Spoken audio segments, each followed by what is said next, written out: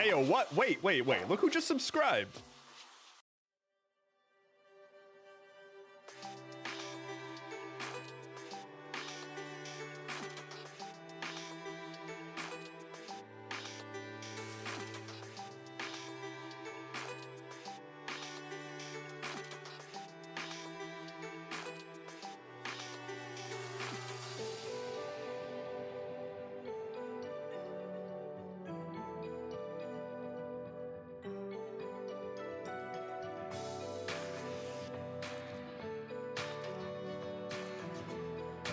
Amazing.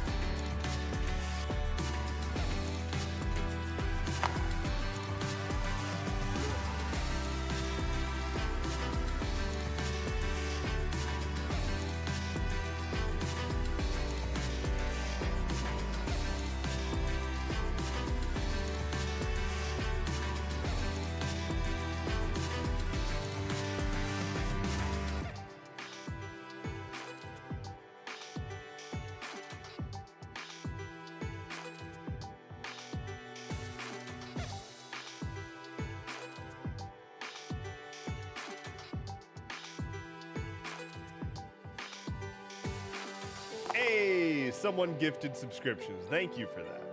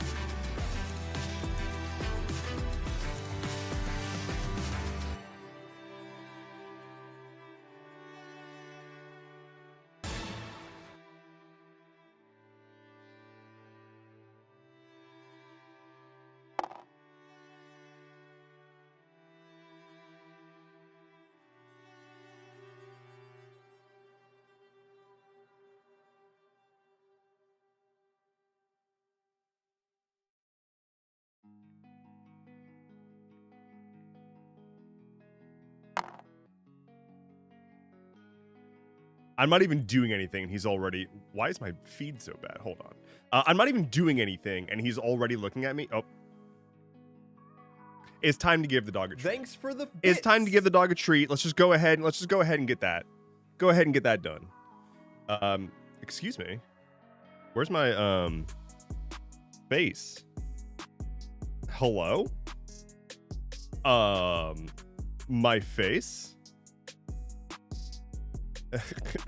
Excuse me? Oh, I know what's going on. I know why my face ain't there. Oh, that's annoying. I'm dumb. I'm kind of dumb. That's okay. That's okay. We'll fix it when we fix it. How do I... Oh no. Oh, I'm a thin head boy. I'm a fucking pinhead. I'm fucking Dirty Dan over here. Oh shit. Okay, hold on. There's a button combination to crop, and I can never remember what. Nope, that's pinhead mode again. Nope, not that button. Not that button. There's the button. We found it. I'm a good streamer. I'm a great streamer, even. This is why you all are here, is to watch this incredible, masterful play of me absolutely just driving the struggle bus. Okay, let's give the dog a treat. Let's give the dog a treat. Come on.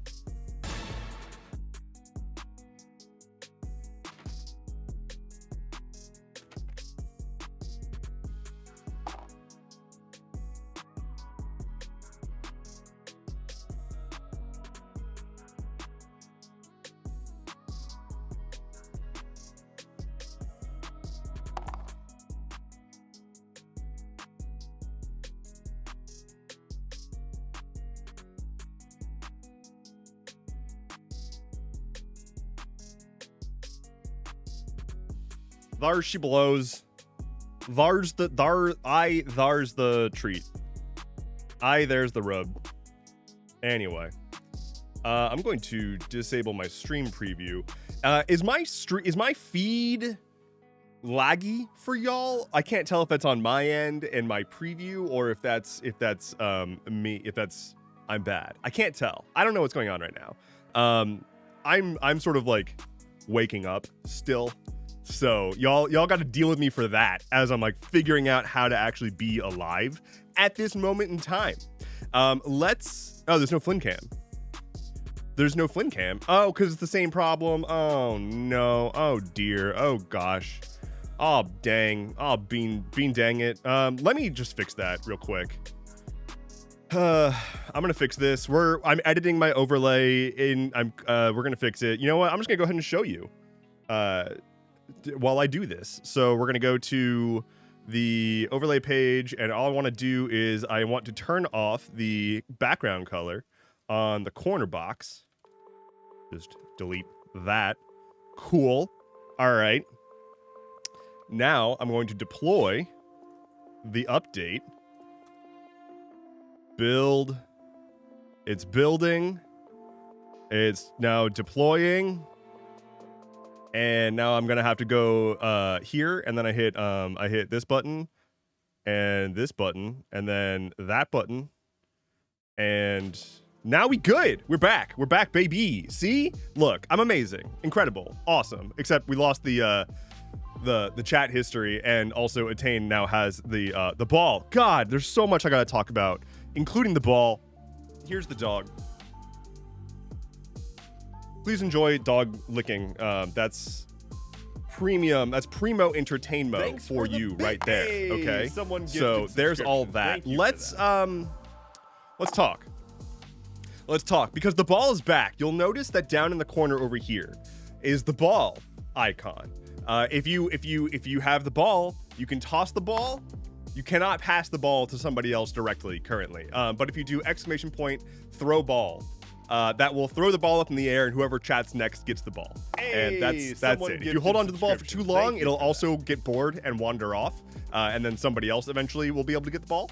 But yeah, now it's up for grabs. So whoever chats next, there it is.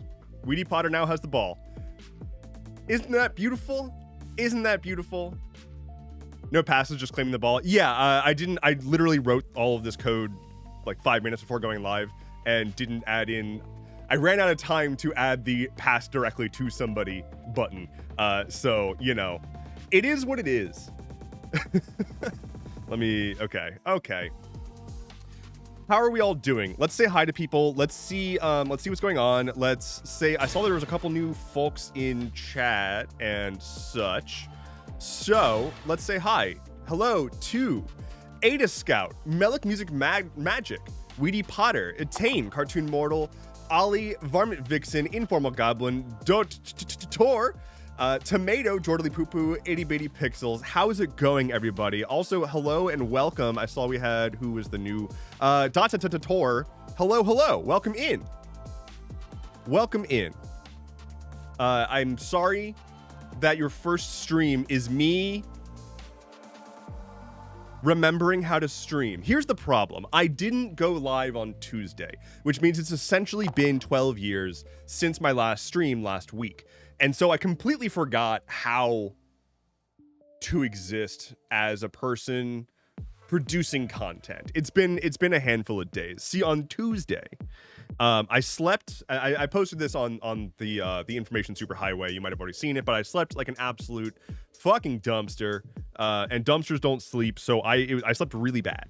And as much as I wanted to stream, I could not find 2 fucking brain cells to rub together for the day, and ended up just basically sitting around staring at a clock until it was late enough to go to sleep again. So that was my Tuesday, and I'm doing a lot better today. Still a little bit on the tired side, hence sort of like coming online still, but doing better today, and happy to be here and happy to have a chance to just yap about shit. Although speaking of yapping about shit, I am going to be on a podcast tonight.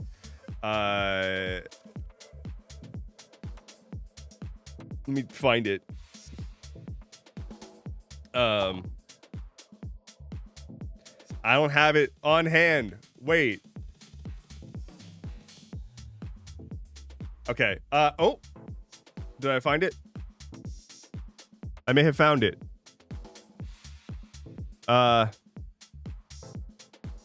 Unclear. I don't want to link the wrong one. Sorry. It's got okay, here's the thing. I'm very happy to have been invited onto a podcast to talk about stuff. It has a very, very generic name, and I don't want. There are multiple podcasts with the same name, as far as I know, and I don't want to link the wrong one. So I will be posting on my socials later today, where you can we can follow along. It's gonna be a live streamed podcast tonight. I believe it's from 6:30 to 8:30 Eastern. And it's with Counterpoint Politics, is the host of the podcast. So I will post that information in Discord and on my socials when I can verify everything. But yeah, a fucking one again says Attain. What are you, Lex Luthor?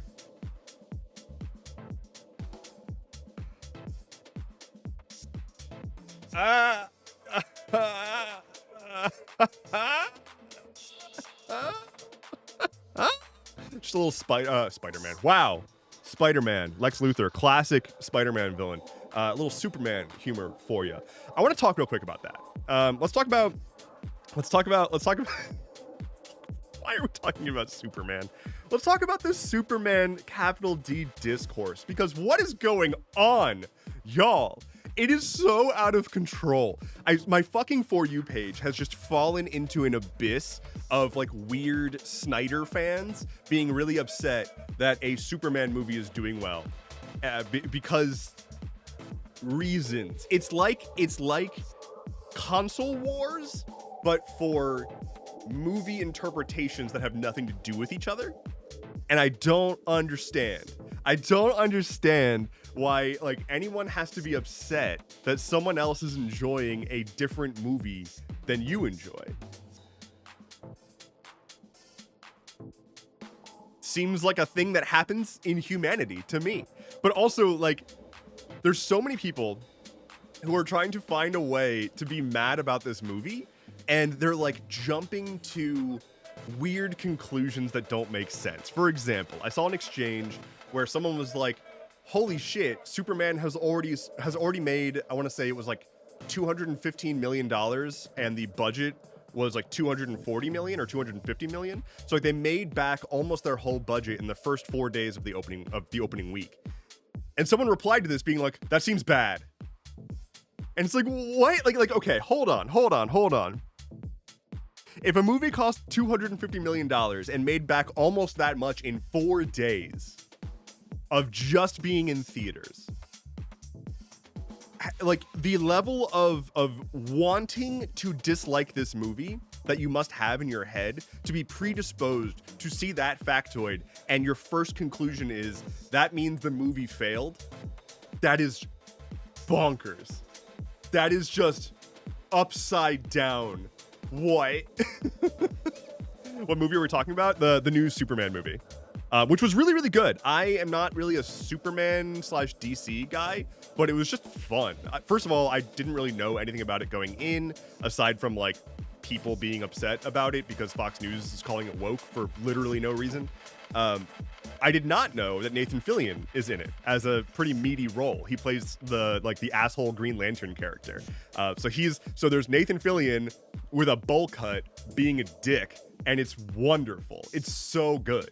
So yeah, it's good. It's good. It's good. I thoroughly enjoyed that movie. It was just fun. I think the main thing about like what made me enjoy that movie was it wasn't fucking boring. They didn't try to set up like some super gritty situation that was like overly what it was like it was a fucking superhero movie. It was, here's the bad guy, here's the good guy, there's something going on that pits the world and justice against the concept of having a good guy and a bad guy, which is like incongruent with reality. But also it was unapologetically just, here are superheroes. Superheroes are a thing in this world. The whole world understands that superheroes are a thing. Everyone already knows what Superman is. They spend no time explaining Superman. It's just like, hey, Superman exists. We get that. We know it. You know it. Superman's a guy. Here is the timeline that led up to this starting moment of the movie. Go. And that's it. From there on, it's like there's they fight a fucking I don't want to spoil it, but there's stuff in the movie that's like, okay, you didn't prepare me for this, but you're showing me that this world is like inhabited by superhero level events. And that's what I want from a superhero movie. So it was just refreshing to have a genuinely enjoyable superhero movie that wasn't fucking Marvel, because Marvel cannot get over its like fetish with the US military and how like everything has to be tied into the military, and like, you know, the superheroes are at the whim of the UN, and it's like, can we just have superheroes doing superhero things and like beefing with other superheroes and supervillains instead of like beefing with lawyers? Like, why are we still doing this? And why is every fucking mainline hero in Marvel have to be like pro US military complex? Can we not do that? Just anything else.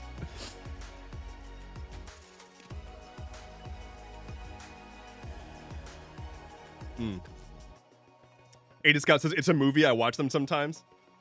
I also watch them sometimes. Ollie says all I know is that apparently it is anti-Israel. Yeah, so it's got two prior. There are two countries in the movie that are of plot significance that are both priorly established in the DC universe. Barovia and Young something. I don't know the other one. They're fake country names.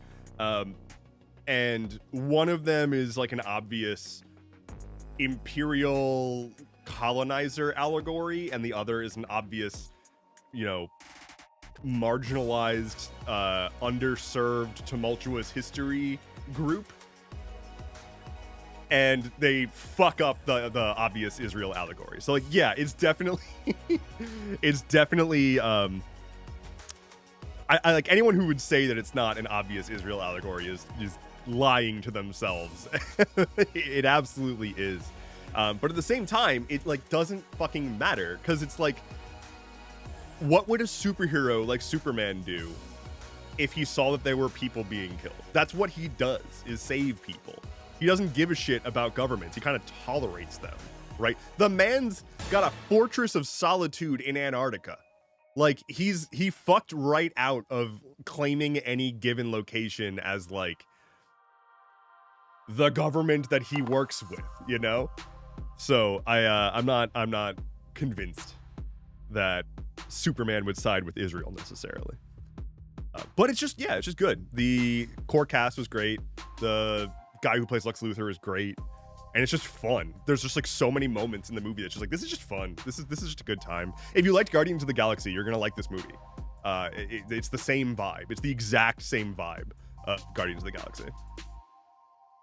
Who's the new Superman? I actually don't know. Hold on. New Superman actor. I don't know this guy. David Corenswet. Corenswet. This guy. He looks like that. He's pretty.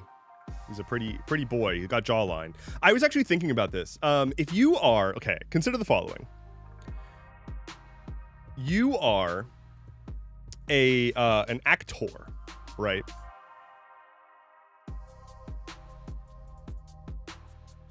Consider that you are an actor and you have like a hella, you're okay, first of all, you're a boy, right? You're a boy and you have a hella jawline and like dark hair that's like kind of ruffly and a broad build. There must come a point in the life of everyone who has played Superman, which has been a lot of dudes at this point. There's been a lot of Supermans. There must have been a point at each one of their lives where they were like, I could play Superman. And then they played Superman. Like they wouldn't have had the audition to be Superman if they hadn't been like, I look like Superman. Like there's each generation, there will be a boy who is born with a jaw significant enough to be that generation's Superman actor. And I just want to know more about the process of identifying those jawlines and that sort of like jawline to Superman pipeline. I just want to learn more about this.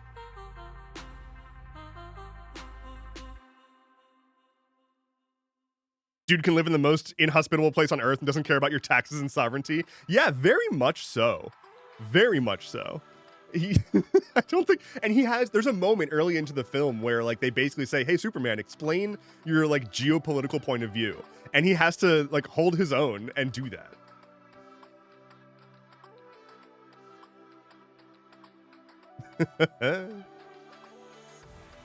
Hollywood casting is a giant game of guess who. Yeah. Does he have a big jaw? No. Also, welcome in An Abundance. That's a really good name. Welcome in. Fun Predictable says, arrived. Well, hello. Salute to you. Baden Shadow says, so you're hiring a video editor. I am. If anybody wants to apply, I can share the URL. Typing. I can't talk and type very well at the same time, is what I've learned about my body. Here is the information. So at that URL, endeavorance.camp/posted/editor, I've got information about what I am looking for, how to apply, all that good information. And yeah, I've gotten a handful of applications so far. I'm going to keep it open for a few days, go through it and figure out what exactly I can afford / versus need and all that good stuff. So go ahead and apply. I'm putting together like a big spreadsheet so I can make sure that I track it all and whatnot. So if you know anybody who is an editor, forward it along. Thank you, Ada Scout. Funbreaker says, yes, I have already applied. If you have not yet already, folks, best one win. Oh, that's very sweet. Yeah, I want people to know that, like, I wish that I had a capital B budget, but I just straight up do not. This is not me begging for donations. This is just me saying the reality of the place that I'm at with content is that I don't have the bandwidth right now to be like making a lot of money. If that makes any sense. I don't have the energy to do everything that needs to be done to maintain my current operation while also expanding into being able to get more views, possible brand deals that I actually give a shit about, stuff like that. So like I'm kind of stuck in this moment right now where I'm like plugging along, but very, very, very little actual like return on investment. It's almost entirely just money that's going back into production right now. So what I'm hoping to do is bring on 1 or 2 editors to take off the load of some additional content that I've just not been able to stay on top of. So primarily I'm looking for editors right now to turn streams into clips for short form social media and possible like highlight reels to post to YouTube. The goal being essentially just get more content out there from the stuff that I'm already doing. I got one person mentioning in my post on my YouTube community about this. They were expressing concern, understandable concern, that they've seen creators bring on editors and then feel like they have to do more work to justify those editors, and then like they just start diluting and getting burnt out. That is not what I'm doing here. So I'm just trying to offload work for non-mainline projects for me right now. So like I want to be able to focus on Stuff Keeps Happening, which I'm going to continue to edit Stuff Keeps Happening just for convenience right now. And also because Stuff Keeps Happening is a very low fidelity format, kind of intentionally. So I'm going to keep just wholly owning Stuff Keeps Happening, but for stream clips, stream highlight reels, and then probably a few net new series eventually are what I'm going to be using editors for. So hoping that this will allow me to be able to produce more content eventually, but for now, I just want to get the content that I'm already like leaving on the table out there. So one step at a time. I'm definitely not gonna overdo it. You know me, I've got too many things going on already. So pretty opposed to doing more shit. And so whoever I end up bringing on, the reason that I have specifically said, please don't volunteer to do it for free or for exposure or for experience. Like right now, I need someone who I can trust to take a video file and produce like perfectly formatted bangers that I can upload. Like I need to not worry or micromanage or iterate super frequently. Like I need to be able to say like, hey, we vibe, here you go, here are the source materials, hit me back when you're done. That's what I'm looking for right now. So people who have experience, know the target platforms, because it goes so much more than just like identifying a clip and cutting it up, right? To actually be helpful in producing content to be shared, it's like you need to know what the algorithms want, what the algorithms will punish, the formats, like the actual video file formats, the bit rates, the audio rates, the target audio volumes, the relative and absolute volumes to target. Like all of that stuff it's actually important. It makes material impacts. So I want to make sure that I'm not having to like go back and basically do the equivalent of modifying everything anyway. So yeah. Anyway, self-autonomy. Yeah. It would be ideal. Like I have so many ideas for things that I want to do, and I can't get them done because the long tail of effort after the main creative process, right? I'm able to get in front of a camera and produce content, like raw footage, very, very easily.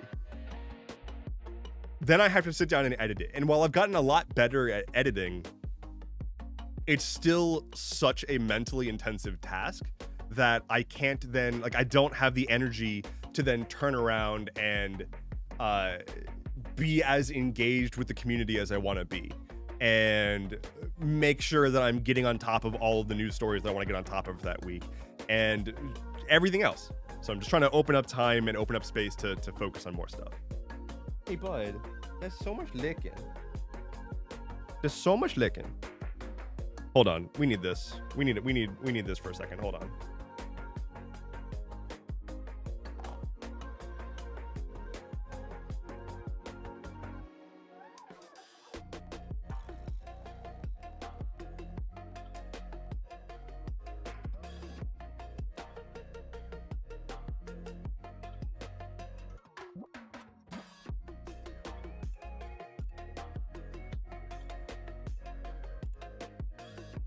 Father, help!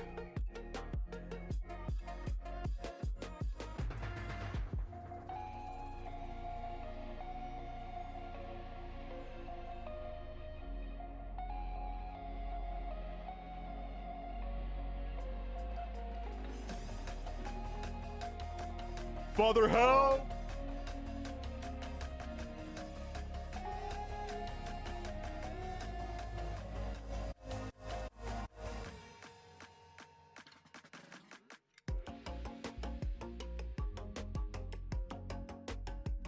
I was thinking the other day, if I ever like was too tired to do a stream, I should just do a stream where Father, I'm just like napping with the dog.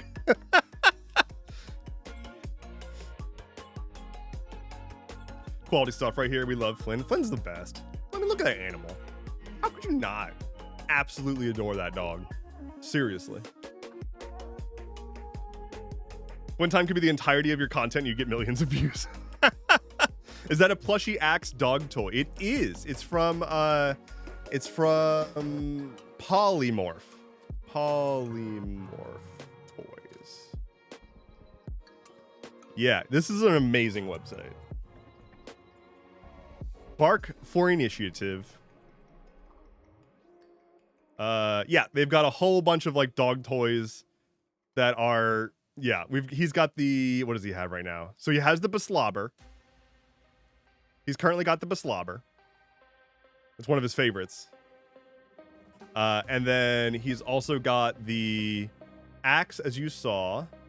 And then his other favorite is the flail. So he's got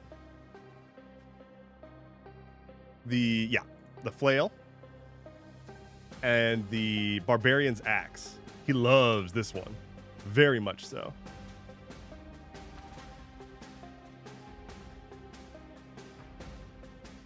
Yeah, Polymorph. Let me get their name. Not sponsored. They're just lovely. Indeed. Napstream with Flynn. Subathon when? I see people talking about subathons a lot, and here's the thing. I don't know what they are. Is it literally just like, as long as people continue subscribing, there's like a timer and I have to do something? Is that what a subathon is? Because that sounds like a really good way to kill myself. Because y'all wouldn't let me live. You would let me just like, I would have to like, it would be like, okay, as long as you keep gifting subs. Ooh, the ball has already bounced back. As long as you keep gifting subs, I have to do backflips. And then I would never be able to land because you would keep gifting subs and I just have to keep backflipping. Just in perpetuity. And so then I would never touch the ground again and I would never be able to hug the dog because of that. And that's too high of a price. So you're going to ask me to do a subathon and I've got to sit over here doing backflips nonstop and I can't hug my dog. And that sounds painful, frankly. Doesn't have to be all at once. So I can do backflips over time. I can just keep doing backflips, just nonstop, forever, for the rest of my life, every day. The backflips or not hugging your dog. Oh my God, that would be, okay, imagine the shortest subathon possible is for as long as you keep subscribing, I can't hug my dog. I would get 0 subs, just absolutely none. you would all break into the Twitch headquarters and steal my subscriptions from their offices, just so I would have fewer subs, which is fair. The other thing that we should consider is that a subathon could quite literally just be me eating a meatball sub.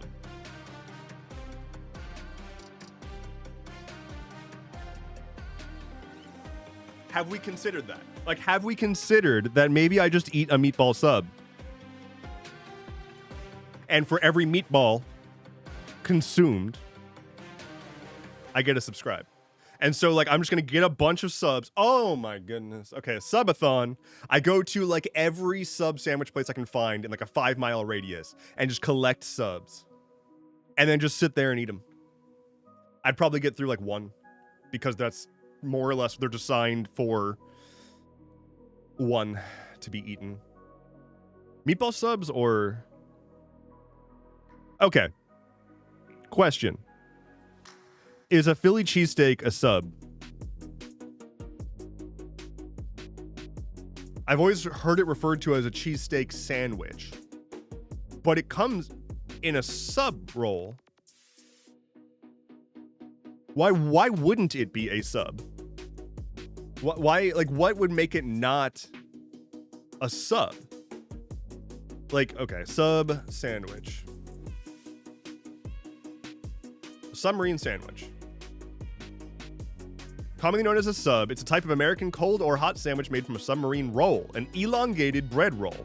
Okay, so you just got to get that bread and you got to elongate it, and that's how you. That's a sub. Look at that. Look at that. Look at that long bread. Look at this long bread. Okay. So if I were to go here and say cheesesteak, what the fuck are you telling me? Are you saying that this bread's not long enough? Are you saying this bread's not long enough? if the top bread is attached to the bottom, of the sub is actually a taco. I mean, I understand like I get that qualifier, but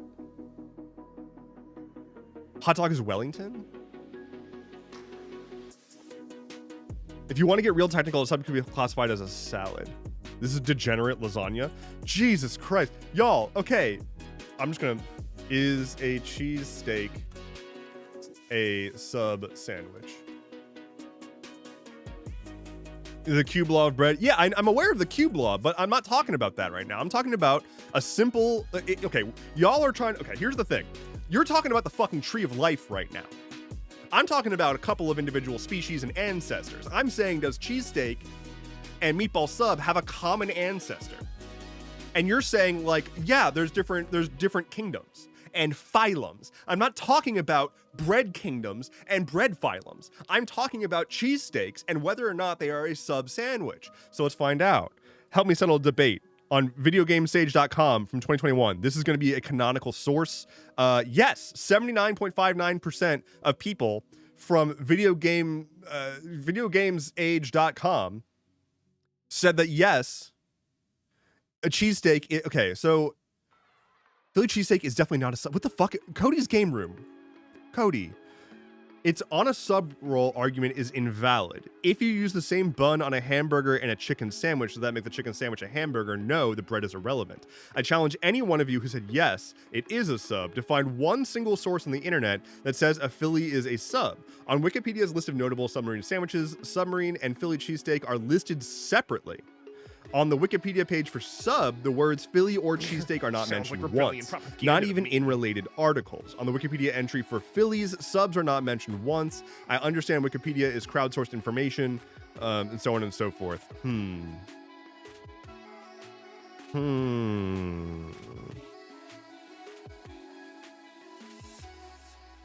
If it's on a sub roll, you can put whatever you want there. It's still a sub sandwich. So I would argue that's my take. I'm not concerned with the contents. It's the form factor. But I also am not from New Jersey, so I'm not sure if I'm allowed to have an opinion on that. Let's look at another source here. We got the cheesesteak there.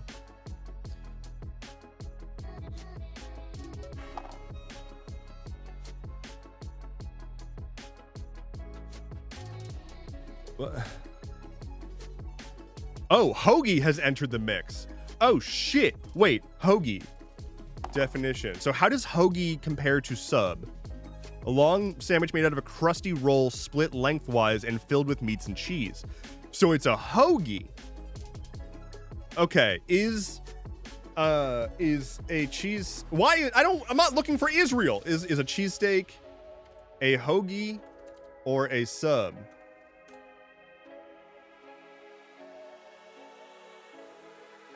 MetroPhiladelphia.com.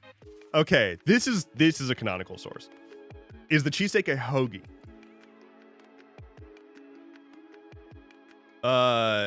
John Oates of Holland Oats says, I don't know what Holland Oats, I'm assuming that's a vendor. He adamantly proclaims that cheesesteak is in fact a type of hoagie.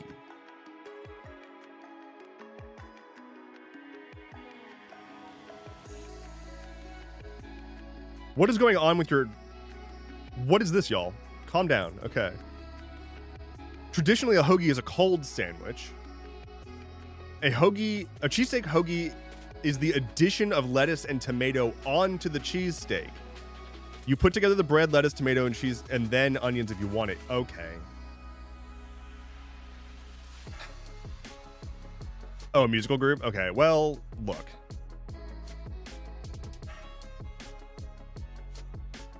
I need Cora here.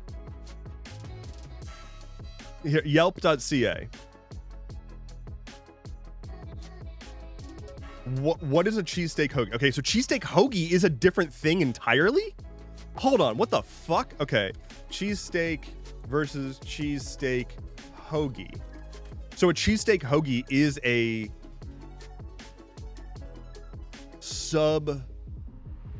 not a sub, it's a subcategory of a cheesesteak. Okay. The bread serves as a foundation of any great sandwich, and in a cheesesteak versus cheesesteak hoagie debate, it plays a crucial role. A traditional cheesesteak is nestled in a soft and pliable amoroso roll, known for its airy texture and mild flavor. The cheesesteak hoagie is housed in a crusty and chewy Italian hoagie roll, providing a satisfying crunch with each bite. So they are different entirely. So this was a red herring, or a red cheesesteak, if you will. I'm going to go with cheesesteaks are a sub. That's where I'm at. That's where I've landed. We've looked at the evidence, and I, as a Supreme Court justice, have determined that cheesesteaks are a sub sandwich. Different from a cheesesteak hoagie, which is a completely different sandwich. So, a crucial role. Boo. Let's ride the roller coaster. I should sit. Let's ride the roller coaster. Please keep your hands, feet, ears, eyes, hoagies, sub sandwiches, and toesies, and tootsies and footsies inside the vehicle at all times as we ride the roller coaster. Hey, yo, what? Wait. Look who just subscribed. Fire Drops subscribed. 3 months. I also forgot to call out earlier. Attainers gave out a gifted sub. Ollie gave out a gifted sub. Thank you all so very, very much for subscribing, for gifting. It really does help the community. I really, really appreciate it.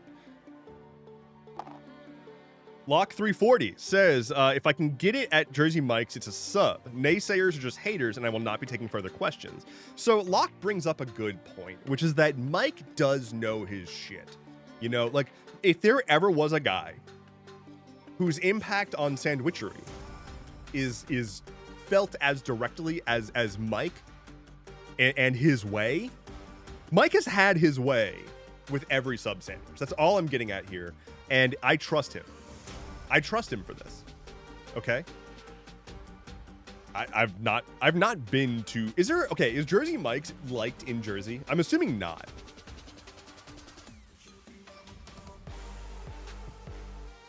As a citizen of New Jersey, I say sub. Okay, well that's final. And Tomato, as a citizen of New Jersey, do people there like Jersey Mike's? I say like. I mean, like, Jersey Mike's is a capable option among the big chain sub places. Unfortunately, Jersey Mike's also was recently sold to private equity, and so, like, I'm just waiting for it to start going downhill. Like, it's going to get bad. We know this. We just don't know exactly when or the timeline. But yeah, unfortunately, Jersey Mike's did in fact get bought by or sold to private equity. That said, it's very much like I need a functional sandwich. I would rather just go to Wawa, but there's not a Wawa as close as a Jersey Mike's to me. Wawa is rad. Here's the thing. Did you all know that Wawa is like an independently owned chain? Like, it's a family owned thing. Wawa Wikipedia. I remember looking into this because I wanted to crack a joke about Wawa being great and wanted to like double check that was true. So yeah, they are owned by they're a privately held company owned by like the Wawa family or whoever. Chris Gaysons. Chris Gaysons. American businessman who serves as the president and chief executive officer of Wawa Inc., a privately held chain of convenience stores. He grew up in New Jersey, worked in his youth at car washes that his father owned. Oh, that's sweet. Does he suck? I hope he doesn't suck. Let's see. Does that guy suck? He feels America's uncertainty, according to the Philadelphia Inquirer. Look at this man. Okay. The chief executive of Wawa and architect of the convenience store chain's rapid growth. He's no rock star CEO. I like this guy. I like this guy already. Okay, he's no rock star CEO. he's busy enough trying to expand the Delaware County-based convenience store. But even preoccupied with challenges like regulars visiting his 1,100 stores, he goes and talks to business crowds. For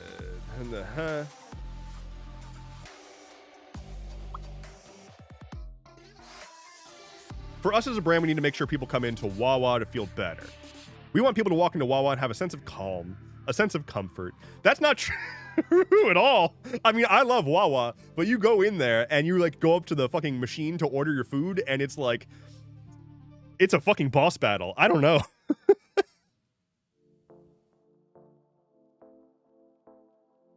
I've never been to a Wawa or Buc-ee's. I haven't been to a Buc-ee's. Wawa is great. I mean, okay, for anybody who doesn't know what the fuck I'm talking about, a Wawa is just a convenience store in the US that's usually attached to a gas station and has, among other things, a deli where you can like order custom sandwiches and just convenience store stuff. But it's pretty good. Like, it's pretty good. Their shit's pretty good.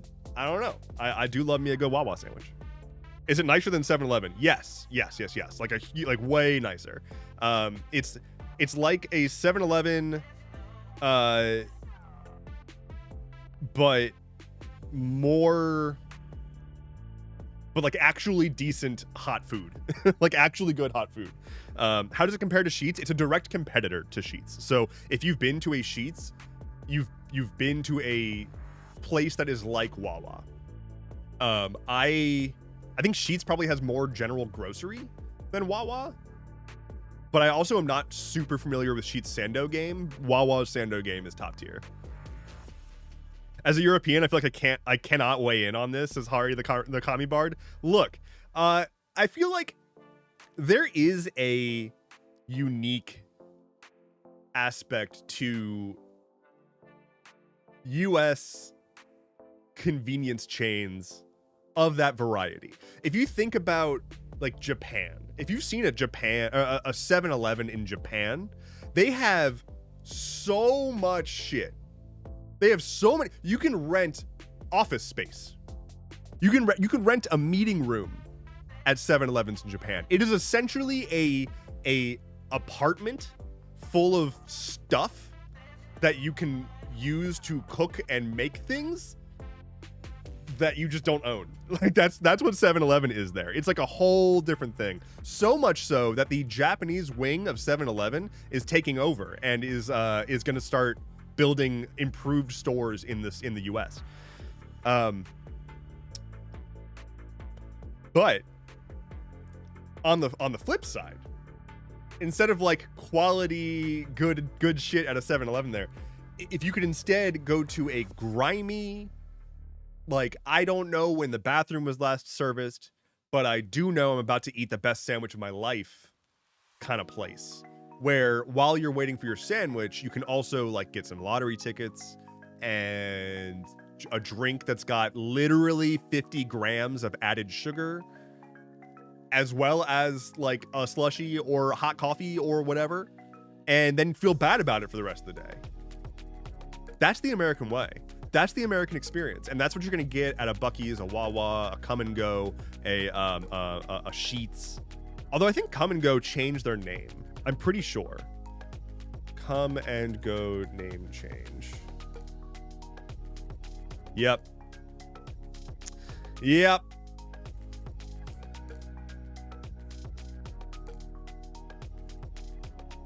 Gas station chain Come and Go will reportedly rebrand after being bought out in 2023. The new owners are reportedly worried about the double entendre in Come and Go's name, and it can hurt business proposals. Oh no. Oh dear. Come and Gone, indeed. The dog done dang old got into his bed. Hold on. Hey, it's time for a drink.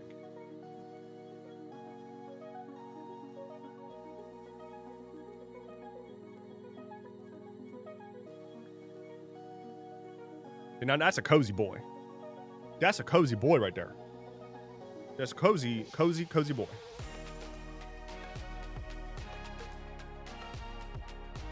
Anyway. Pump and dump. Jizz and jet. Y'all. You can't be doing that. Oh, very, very, very, very good. Can I get... No, I don't want that one. There it is. Okay, cool. How's everyone doing today? I didn't ask you that. I'm sorry. I'm so sorry. I'm so rude. I forgot to ask you that. How's everyone doing? Y'all doing good? On a scale of, oh, you redeemed. Sorry. You dangus. Redoing epic. Okay. Why are we epic, Baker's Dozen? Why, what makes us epic today? You are required to tell me.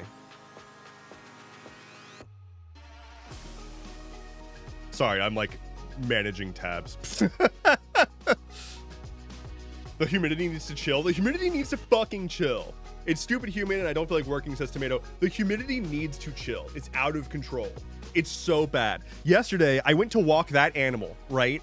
I went to take him to, I wanted to extract urine from this animal. So I put a leash on him, I took him outside. And I was like, I know it's horrendously humid outside right now. I know this, but I'm going to just fucking suck it up and deal with it, right? I'm going to just turn off the part of my brain that cares about how awful the feeling of my clothes sticking to me is. I'm just gonna turn that off. I thought that I had it, but then this dog, again, as I'm trying to extract urine, refuses. He's just not interested in peeing. I think it was probably there was a storm coming and he felt uncomfortable. And so I'm taking him on a walk and I was hoping it was going to be like a real quick, just out, pee, back. But instead it was the like full standard walk that we usually do. Although by the end, I was getting really nervous about the amount of heat and its impact on him. So I want to say like after just like 5 minutes, I was so covered in sweat from the heat and humidity that I couldn't wipe it off of my face. My eyelids were sweating into my eyes and I couldn't use my hands to like wipe it off because it was, my arms were also drenched in sweat. So I'm like squinting and peering while my eyes are like getting, you know, are like filled with tears and sweat and garbage. And like, I'm trying to like do this while walking the dog while like, it was so bad. I've not rough, just been buddy. That absolutely destroyed by humidity in a while. And like, I live in a stupid fucking swamp town where it's always goddamn humid, even in the winter. But like, that was so bad. Ash says E. Agreed. Former Future Frog says, Hiya, just came back from the rock gym. Oh, hell yeah. Did you climb a rock? Did you send it? Did you send it?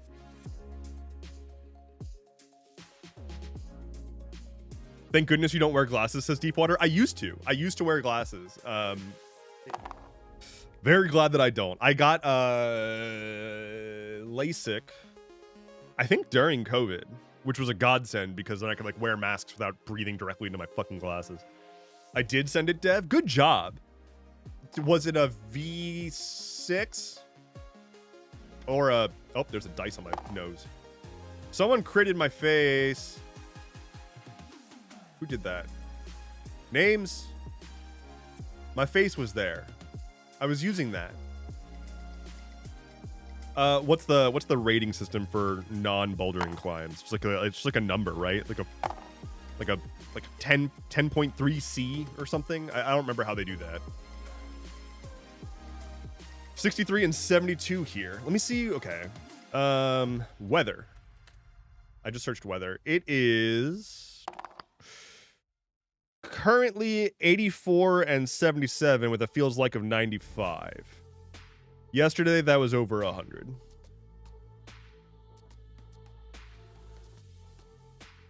Let me share this, by the way. I very much like this oh, well, fuck you, Prefix. Fuck you, Prefix. Hey, get bent. Prefix, I was just about to show that website. I was just about to share that one. But fine, no, I don't like it anymore. It's gone and I hate it. It's the worst website and I wouldn't use it. I wouldn't use it if I were you. I would use anything else.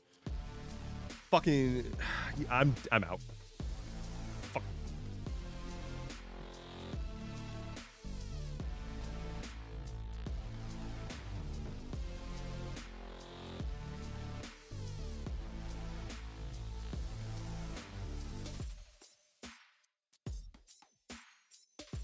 gone?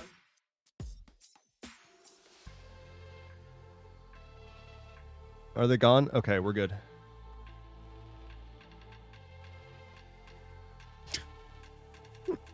Anyway, WTTR.in, weather.in. If you just go there, it is it's just like a text-based weather output thing. So it was originally built so that you could query it from a command line, so that if you're like a programmer and dweeb like me, you can just say like, get this website, and it just poops out plain text, but like ASCII art forecasts.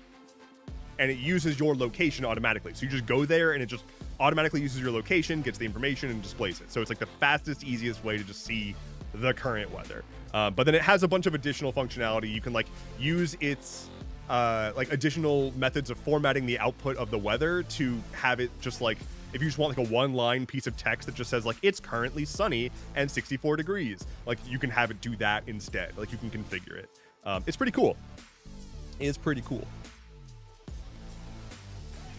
The ball drifts off somewhere.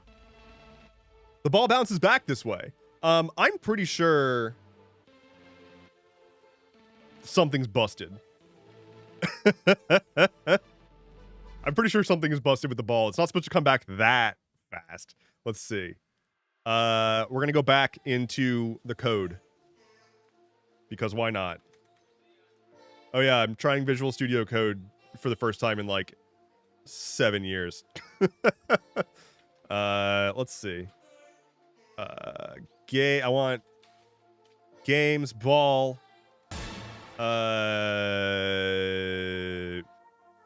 When it comes back. Wait. Ball goes away. Oh. Cool. No, wait, I'm dumb. I'm just dumb. Okay. Okay. It'll be fixed next time. Don't worry about it. Everything's fine. Everything's fine. Don't worry about it. Boop. Boop indeed. Ball has come and gone. Yeah, I accidentally made the ball come back in a matter of seconds instead of minutes. It's supposed to, if no one does anything with the ball for a while, it's supposed to roll away and then eventually come back several minutes later. But instead, I told it to wait seconds instead of minutes because I wrote that code 5 minutes before going live. Yay! Speaking of writing code, I should code on stream ever and do some cool stuff with that. I've been working on Proscenium and the Proscenium app, which is coming along at a rate. But I really want to code live on stream. I just want to get to a place where it's like the work that I'm doing doesn't require my actual like constant focus, so I can stream while doing it. My goodness, I don't like beefing with other creators, and I don't know this guy, and I don't want to like come across like I'm just constantly beefing with him or hating on him or anything. But like I've been getting so much stuff about Pirate Software recently because of his just like beef with the Stop Killing Games stuff, and I'm now getting a bunch of content of actual developers going through his code and like tearing it apart and like making fun of how he's not very good at it. Because he's like developing and designing games, and like that's a very performance critical thing. And the thing I keep getting right now is that he's like claiming that he made something that doesn't need to be optimal or optimized, and people are like, bro, your game runs at like 20 frames per second. I don't know. Point is, the main thing is like I don't understand his hubris. It seems like that's the crux of it all, is like he won't just accept that like he needs to not be so vain. I don't know. It's the latest slop farm. I get it, he's arrogant, but every video is the same. Yeah, like I don't actually care about this guy. I don't watch his content, and like he can do what he's gonna do, right? Like I don't really care. I don't understand his popularity necessarily, but like that's not a hate. I'm not hating or saying he doesn't deserve it. He has it, so whatever. I've just never, whenever I see his content, I guess as a developer, whenever I see him doing content about programming, I'm like, this is not you. That's I don't want anyone to look up to you as a programmer. Like, what are you talking about? Especially as somebody who, like, his specialty is game maker. That's my fucking home base. Like, game maker is what I cut my teeth on, and what I have used more than anything. And I've been using game maker since 2002, I believe. So it's like, to see him specifically talking about programming stuff not very well, and specifically not very well using software that I'm intimately familiar with, it's painful. Can we get a command that's throw ball at? Yeah, so that's gonna be a thing eventually. There was originally, like in the first version of the ball used to exist, and then it went away for a while. In the first version of the ball, you could pass it to somebody or throw it up in the air. I'm gonna bring back the pass to somebody. I just didn't have time to build that real quick this morning. Informal Goblin says, I see some of his content. I've seen some very valid criticism, but the complaining is nonsense. I'm really tired of just, like, my For You page is just rancid right now. My TikTok is just fucking rancid. And I'm hitting, like, not interested on all the stuff that's bugging me. But I feel like it's just people bitching about Superman, people bitching about pirate software, and people bitching about people bitching. And I'm kind of tired of that and just want my funny video app back. Like, I missed the funny video app, you guys. Can we get that? Can we find it again? Can we have it once more?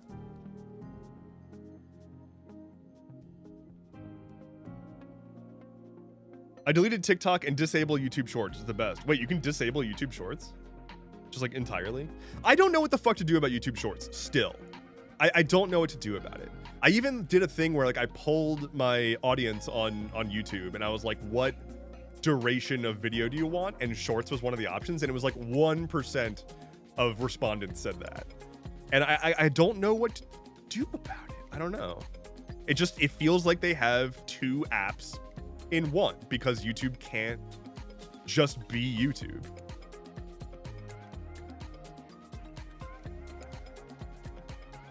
Cartoon Mortal says, I don't know anything about the tech stuff. I was following Pirate Software because he really sounded like he knew what he was talking about. I wasn't using anything he was talking about, so I had no idea if it was useful info. I mean, like, I've seen him talk about technical concepts the right way. I've just also seen him completely beef certain stuff. And that just, I am of the mind that if you are not an actual expert in something, you should not present yourself as such.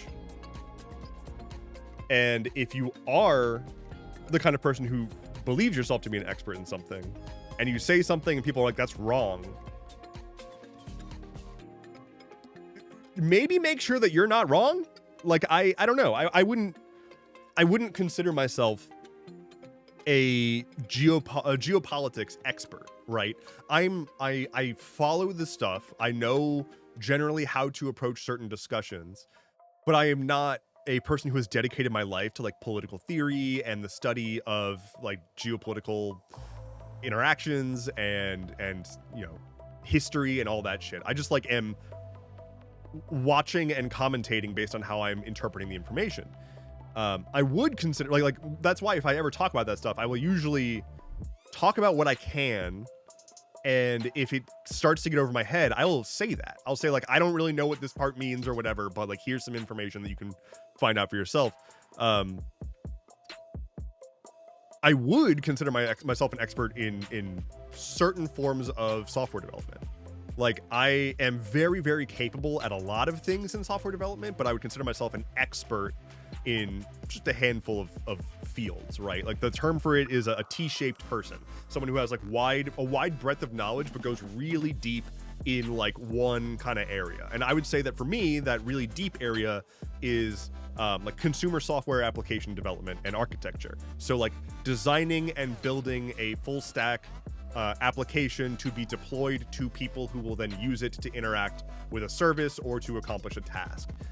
That's kind of broad, but that's still a tiny, tiny, tiny chunk of the entirety of programming and development, right? Because there's like web server like infrastructural architecture. There's obviously all the AI stuff now. There's people who their sole focus is optimizing systems and systems engineering.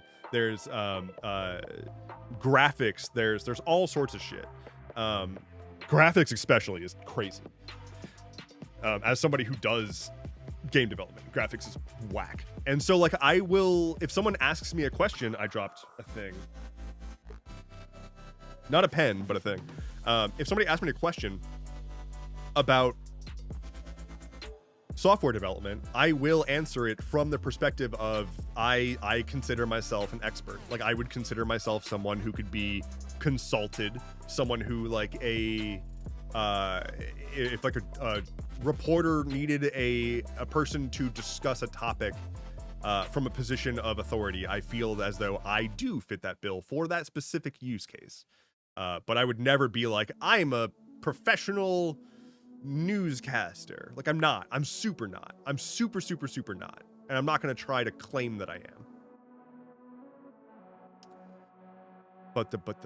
You heard it here first, folks. Dev is a T-pose person. Yeah, I'm going to do it. This is me. I'm going to show you what I am.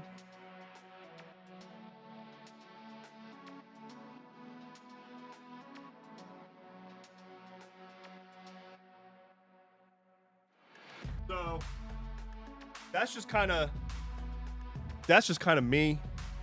That's just kind of me. Dev, check out the YouTube series Indie Cross. It has Game Maker. I will look into that. Socks? Yeah. Oh, well, I can't really show you my socks. I don't know what they are. I found them. I think they're octopuses. I think they're tentacle socks. I'm not sure. Prefix says, man, small rant. I got promoted to tech lead, 1 of 15 in the entire 2,500 person company. Imposter syndrome hits real fucking hard. Yeah. I feel that. So, hello. I absolutely understand the imposter syndrome, especially in the tech industry. Here's the thing. The vast majority of the people around you, and you probably already know this, you don't need me to tell you this, but the vast majority of the people around you are awful at their job. They're really, really, really bad at it. And I spent the entirety of my career in tech trying to stay humble, trying to not assert myself as someone who was better than anyone of my colleagues.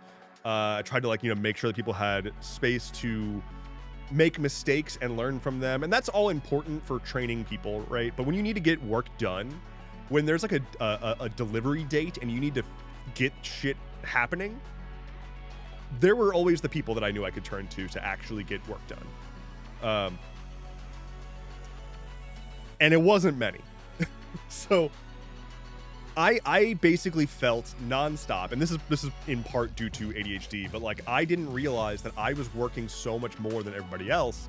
And the reason that I was constantly getting like good performance reviews and constantly being chosen to like spearhead new stuff was because I was working myself to death. Like I was just going way too above and beyond and didn't realize it because I was doing the classic thing where it's like, oh, always do your best. And I took that fucking literally. And that's why I burnt out so fast. But simultaneously, the days that I felt like I didn't get much done, I'm realizing now with hindsight that I was still doing way more than anyone around me at my level. And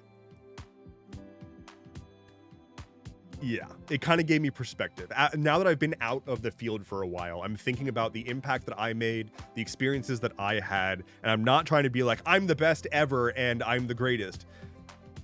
At the same time, I was literally fought over to be on people's teams. And like, I never took any of that as proof that I don't need to be worried about imposter syndrome, because I always felt it. I still feel it now. I feel imposter syndrome literally this moment. I don't feel like I deserve to have people watching me, right? So it's always there. It's gonna be ever present, but you kind of have to like learn to find ways to prove to yourself that you can ignore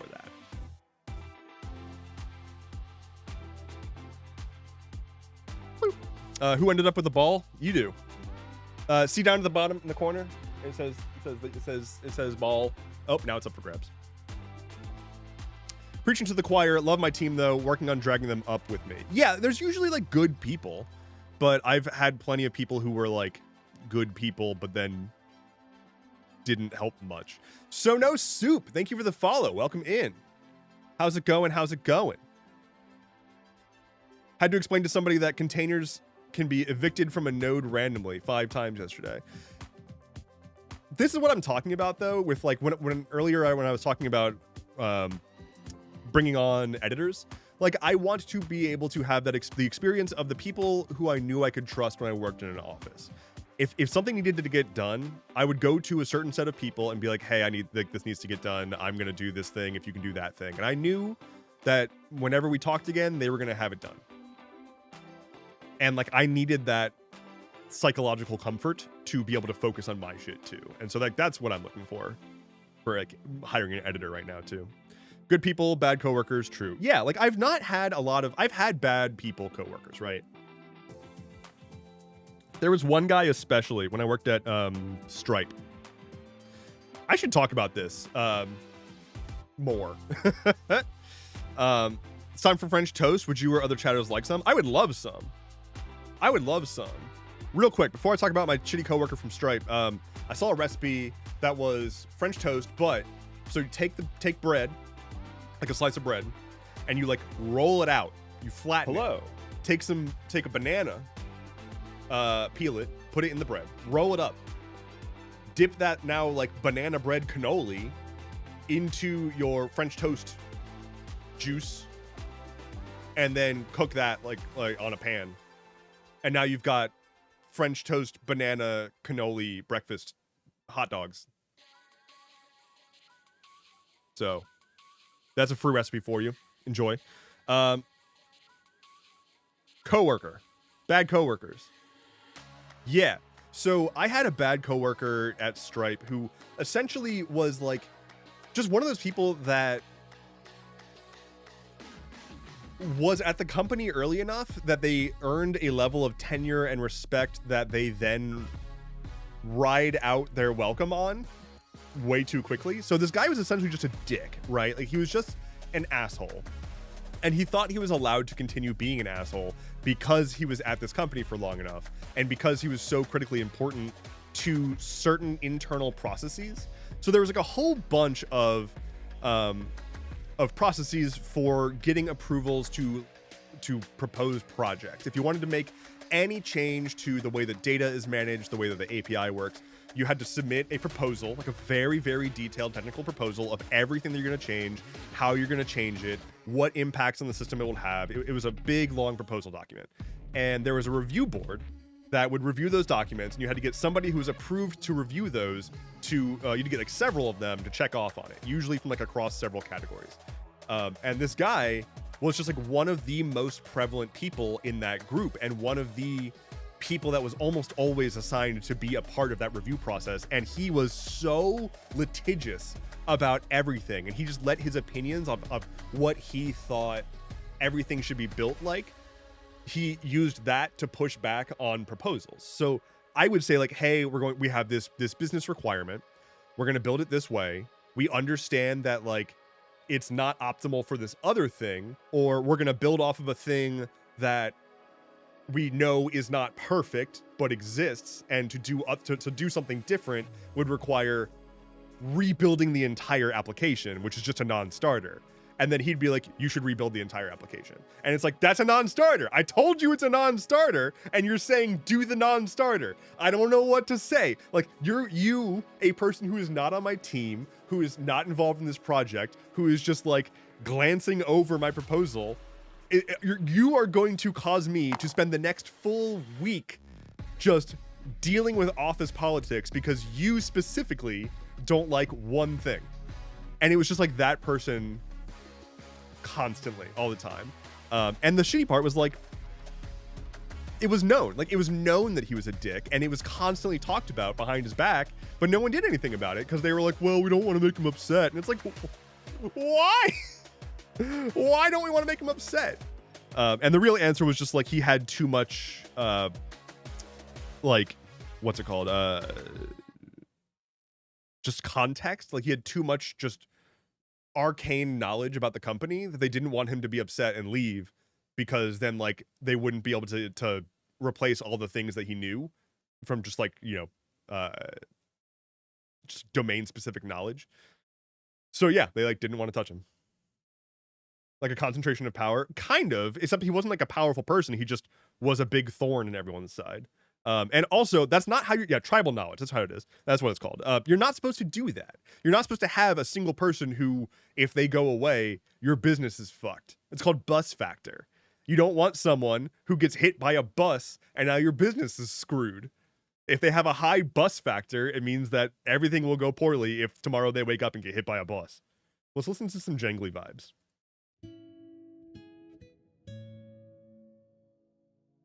You know they made him sign an NDA. I mean, probably if he ever left. Bed Monster 34. Thank you for the follow. Welcome in. Welcome in.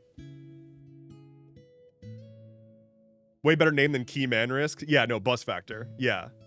Bus Factor is a very, very good term. And I'm also very aware that pretty much everything in the Astral Campgrounds, it relies on me not getting hit by a bus. So currently, like, I am the Bus Factor for the Astral Campgrounds. I'm working on fixing that, but still. I want to test my Bus Factor. Hey, please don't get hit by a bus. I wouldn't like that. I don't think that your body would either. In fact, I think you should not get hit by a bus. Dev is a bus. I am the bus. I'm going to play Stardew Valley for a little bit. How does that sound? Play some Stardew Valley. I could talk about current events, but I'm not going to do that. Let me hold on. Let's see if there's anything I do need to talk about. I'm going to be talking about current events a lot tonight on that podcast I'm going to be on, and again, I'll share that information on my socials. So I didn't want to talk about it too much this morning.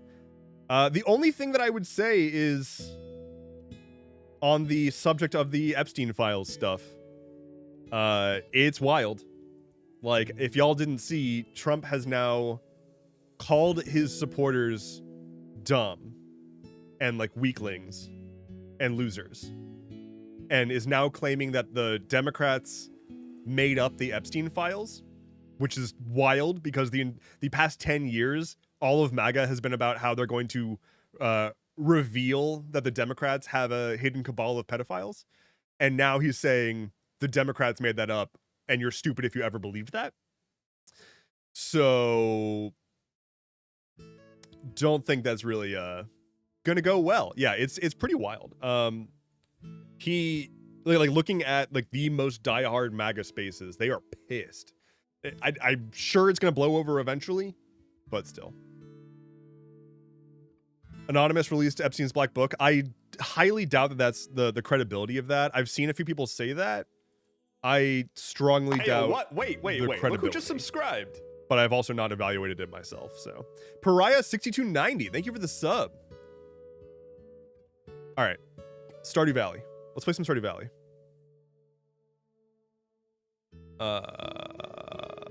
Stream info. But yeah, like he has really pissed off his base. Like he's basically saying like, stop talking about Epstein. This doesn't matter. You're all stupid for talking about this. But like it overlooks the fact that if you recall, the entirety of the MAGA movement, the entirety of like all of this chaos has been about like Pizzagate shit, right? Like it's all the same thing. They're still on that. Like they're still on believing that Hillary Clinton is like slurping stem cells out of aborted fetuses to live forever or something like that. Like they truly and honestly still believe that. And now the guy who made them believe that is telling them that they shouldn't believe that and they're dumb for believing it. But that is the crux of all of this. That is the centerpiece of it all, is that they were going to get this big payoff of revealing the truth and validating themselves for everything that they've been through. The number of comments that I've seen from Trump supporters who are now like, I stuck around through all of these terrible things. I've been with him since like however long, 2017, 2016, whatever. I've like lost friends, I've lost family, and now he's turning around and calling me dumb. It's like, yeah, dog. This is what we've been screaming at you this whole time. But you thought that we were the bad guys because you were listening to the guy saying that we were the bad guys. So like, we've been saying this whole time that the man is a well-documented grifter who doesn't give a shit about anyone but protecting himself. And now he's in a situation where he needs to protect himself, and so he doesn't give a shit about you. And you're surprised by this. The only thing that I'm really hoping will come out of this, if anything, because I don't think this is the end of MAGA or the end of Trump even. I just hope that a decent chunk of people have the realization of, I feel like I've been screwed over by this guy because of this. Wait a minute. This feels like the time that I was screwed over in this other way, but overlooked that, and this other way, but overlooked that too. And I just want people to be like, oh, I've been getting routinely screwed. Maybe I'll just go back to not participating. I'd rather them just not participate than continue to vote for this bullshit. All right. Now I'm playing Stardew Valley. Gotta hug them chickens. Done.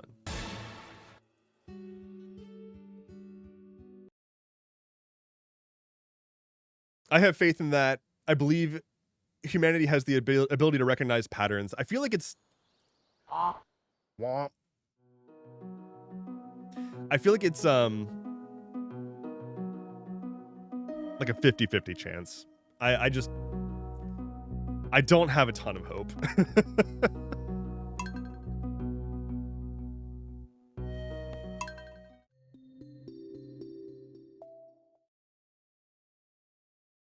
What was I doing? Oh, I just started building a silo. My God, I cannot wait to get rid of all the grass. I think that everyone should still vote even if you leave the ballot blank. I mean, yeah. I wish people would stop being so weird about voting. And I wish people would stop being like... I wish people would stop talking as if voting is a statement. It's not a statement. It's not even a statement of endorsing electoral politics. It's not a statement of fucking anything. It's a thing that's going to happen with or without you. And if you think that voting doesn't matter, I'm sorry that you've been duped. But like, it's going to happen with or without you. And if you don't participate, all you're doing is not participating in potentially swaying things slightly more towards a direction that you would prefer for it to go, even if it's just preferring to not go the other direction. The whole thing about like people needing to feel bad about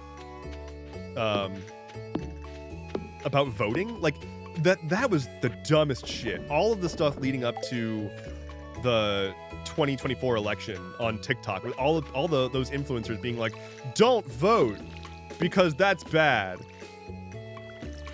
What? Like there's a big difference between like being discerning with your vote and like deciding, like, you know, making a statement about like how things should be run and so on and so forth. But at the end of the day, like, you don't have to vote for the president. Just like go fucking vote on your local shit. Stop like pretending that it's some big deal. It's 10 minutes of checking a box on a piece of paper. And like, yeah, there are some cases where there's like really bad voter suppression, and there are definitely places where it's like, oh, this is specifically targeted to prevent people from being able to conveniently vote. And also, still, I just don't care about voting. Like, I vote, and I don't think about it beyond that. Like, whether or not I vote won't change the amount of good or bad that I'm doing in the world. And all those people who were like, oh, how am I going to explain to my grandkids that I voted for Kamala Harris when she's in, you know, allowing the genocide in Palestine? Like,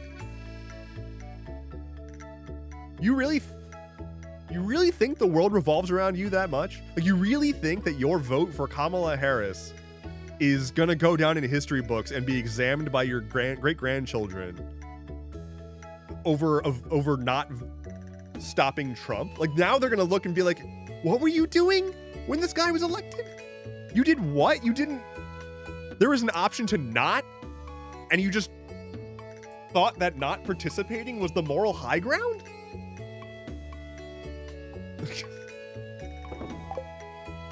I don't get it.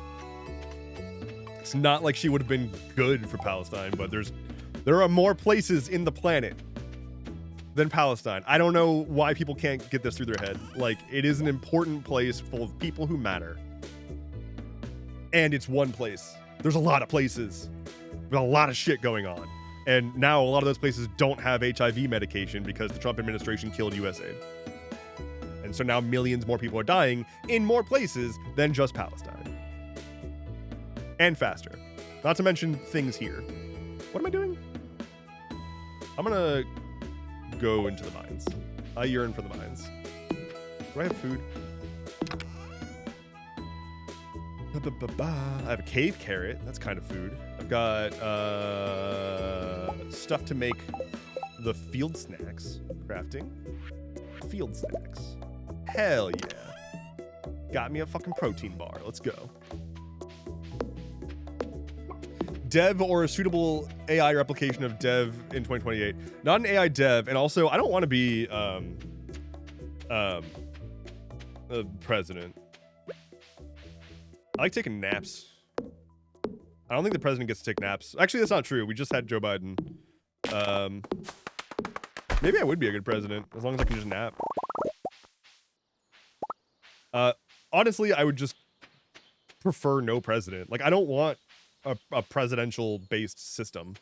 I want a like parliamentary system. If we're going to have a government that's a like electoral process, can we have a fucking parliamentary system in which you have to actually get a majority and form a government and not just be two parties with first past the post? Like, that's what I would want. Pariah6290 says, for a YouTube video, have you thought about making a guide on alternative programs from ones that major companies collect your data? I've caught some suggestions in previous streams, but always forget later on. I was also curious what you think with VPNs and those companies, if they are worth it or not, to help with security or anonymity. I tend to not be the most tech literate person. I do want to make, so I have an intention, and I actually have like one video up under this maybe. I've been wanting to do a whole new series on my YouTube channel called Technology Boy. That like contrasts Tech Bro. It's like you got Tech Bro, but then Technology Boy. In which I do exactly that. Talk about how to be a digital citizen in 2025 for everyone. So I definitely want to do that. To answer your question real quick about VPNs, they're mostly a scam unless you specifically know what you want to do with it. If you're trying to bypass geolocation like restrictions, that's a valid use case. If you want to hide your IP address from the server that you're connected to, that's sort of an option. Depends on the VPN. But they don't just inherently give you privacy. That's not really how they work. They don't also give you anonymity.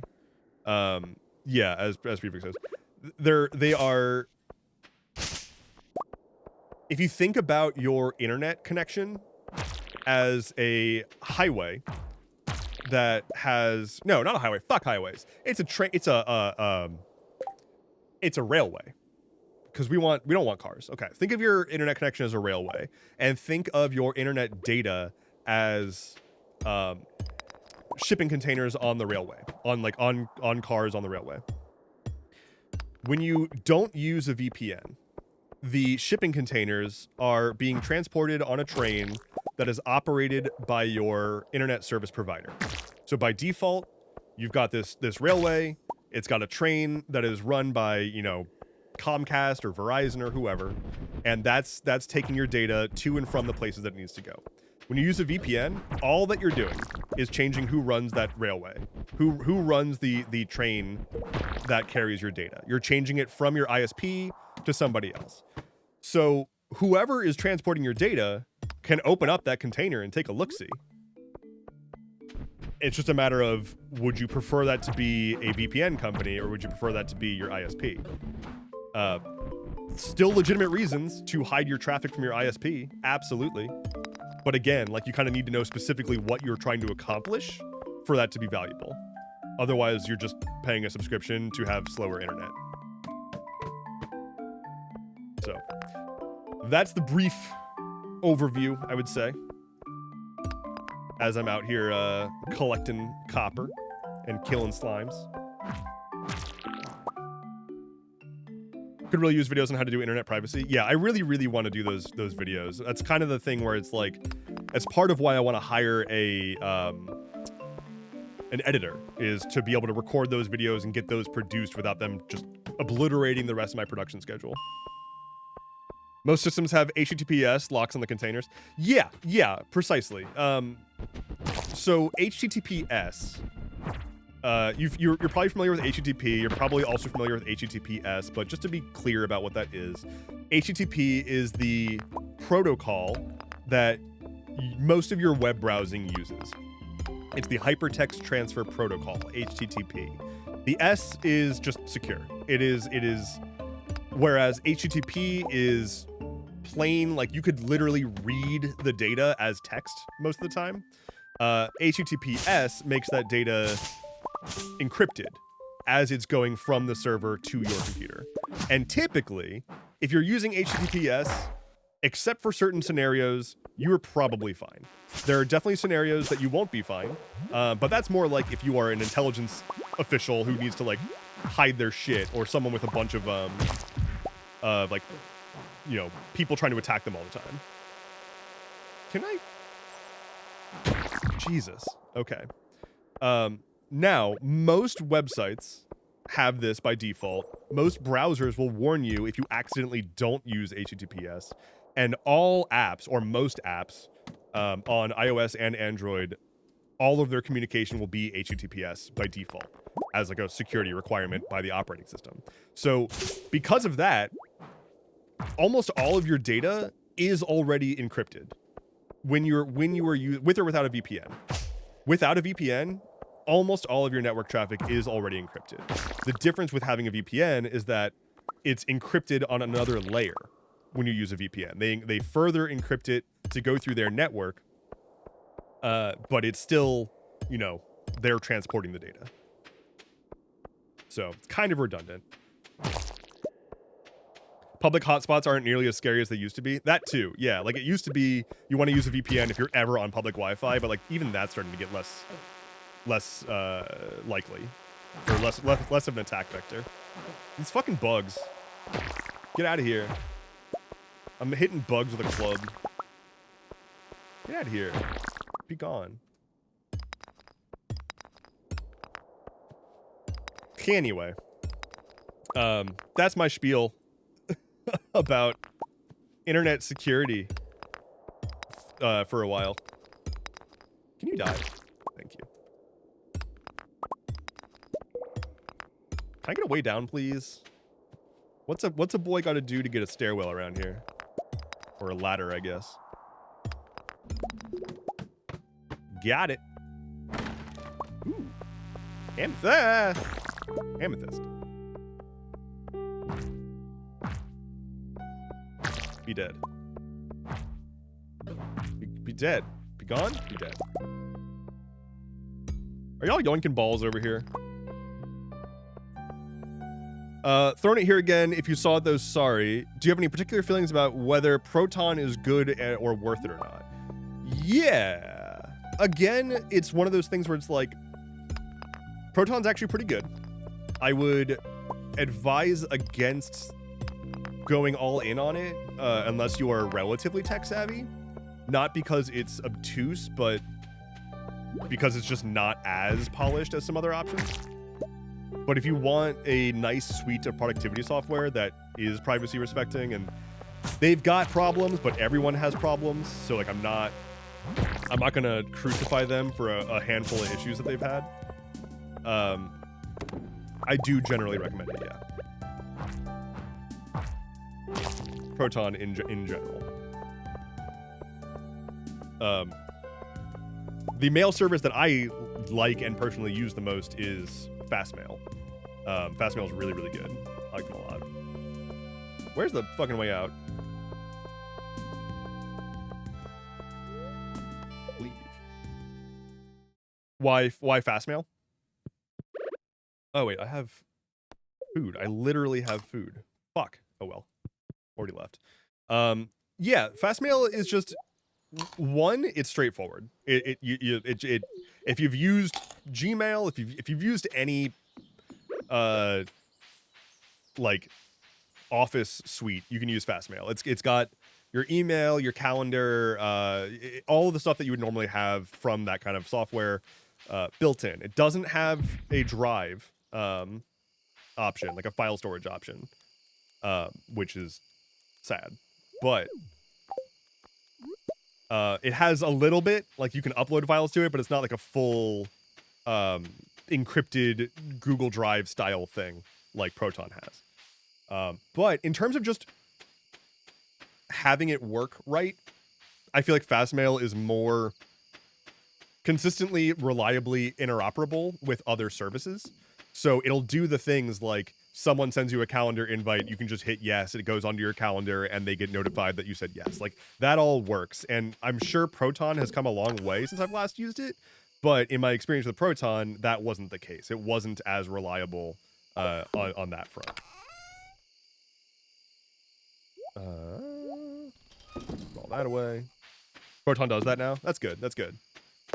The other thing, and I don't know if Proton has gotten better about this, but because Proton Mail is encrypted, it's a bit more of a bastard to set it up with other mail clients. I like to use my phone's native mail app, and I can do that very easily with Fastmail. And when I was trying to do it with Proton Mail originally, that wasn't a thing. You had to use, like, at least at the time, there was like a whole Proton Mail bridge app that you have to install and run that would be like a middleman between Proton Mail and your mail app. And it was just like, I just want my fucking email.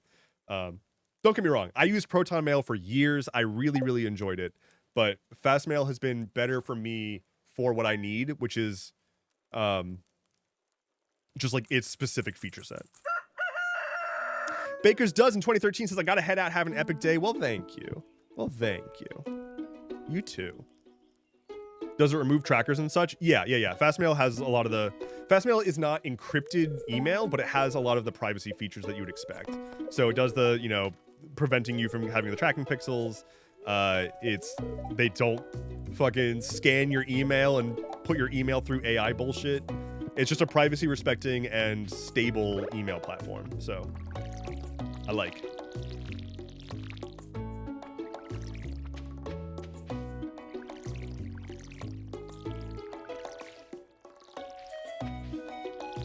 But yeah, like that's why. So Fastmail has some fun stuff. Like you can make a bunch of alternate email addresses, and they have a bunch of just free options for what the domain name for your email address will be. So my public email address, like my just fan mail address, is neverending@fea.st. So neverending feast. That's just a free domain that Fastmail lets you use. Anybody who has Fastmail can make an @feast account or email address, among a bunch of other options too. Hear me out though, cock.ly, pretty good.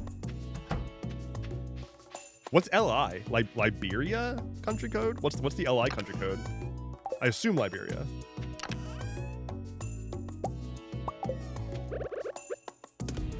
I gotta make more bars. Gotta craft them bars. All right, Sunday. Okay, I've got like 7 days. Can I do anything? 12 days. 12 days. Random seeds. Do these. Go get some more cheapo fast seeds.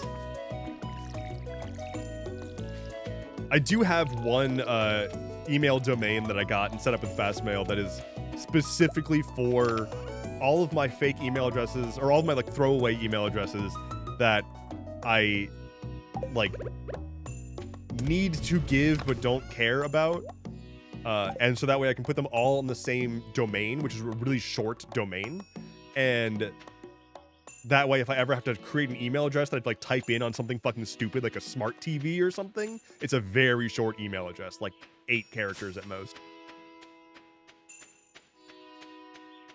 How do you get those aliases for free? For Proton, it's $5 a month. It's just included in Fastmail. I think you can make like an maybe unlimited number of aliases. I don't actually know. It also has Fastmail also has integration if you use a password manager. I use Bitwarden as my password manager. The Bitwarden extension can generate fast mail email addresses per website for you. So when you go to create a login for a website, you can have it generate a fast mail email address that is unique to that website and use that for your username. So it can just automate that process for you. Oh, this motherfucker. Oh, this motherfucker. Prefix says, I raise you. I own SSO.gg. I owned GTD.io for a long time. I probably should have sold that for like millions of dollars. But mine is also a three-letter domain name with a two-letter TLD. Coupons for 50% off your purchase at JojaMart. The fuck? Look at this motherfucker. Get out of here. Get out of here, Morris. I think you should be able to shoot him with a gun. That should be an optional ending to this game. I know there's the ending where Pierre punches him in the face. But I think you should be able to shoot. Look, I'm standing right, like... It must be difficult for you to lose your loyal customers like that. But can you blame them? Joja Corporation is clearly the superior choice. Soon the whole town will realize that. Look at his fucking face. I just want to shoot him with a gun.